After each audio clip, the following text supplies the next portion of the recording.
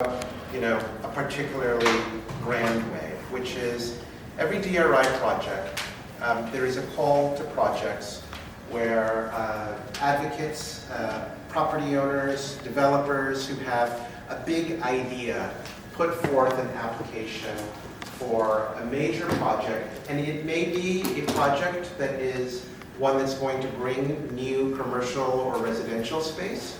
It might be a project that brings in a major change in the circulation system of a city, pedestrian and bike improvements.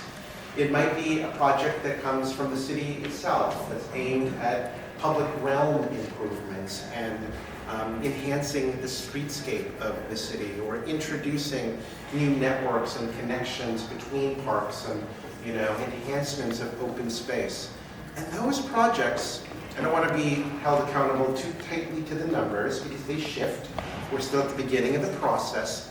But very often, the bigger projects, this call for projects, and more information about this will be forthcoming, these projects tend to be in value more than 100,000. They tend to be introducing substantive change, catalytic change.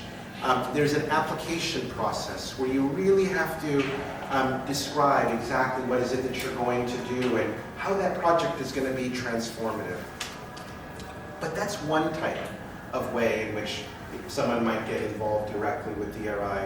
There's also historically been a small project fund in many DRI projects. And that project fund, again, don't hold me accountable for the numbers, because I'm just telling you historically what we've done.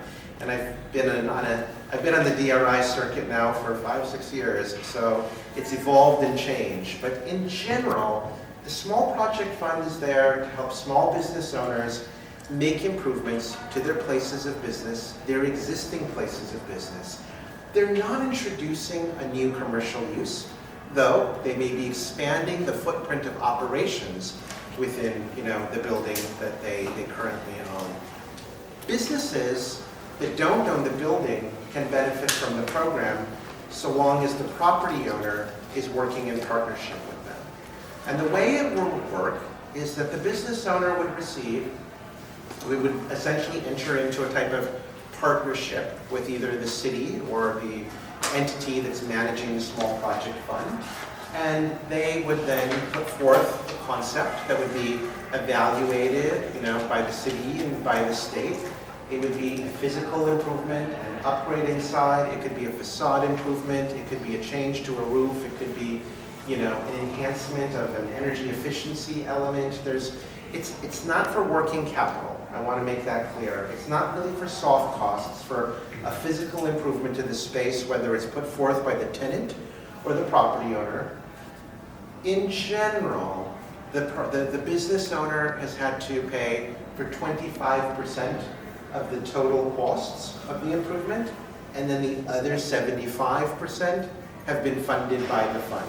So it's a very good thing to get involved in, because the match is not just historically has not been a 50-50 match. It's been, you put in 25% and then you're receiving 75% of the funds. It is a reimbursement program typically, which is sometimes a challenge for small business owners, because what it means is that they have to be financially equipped to put forth the amount of money to carry the project, inclusive of the costs for their 25%, as well as that cost of that 75% that will then get reimbursed when they are completed with the project.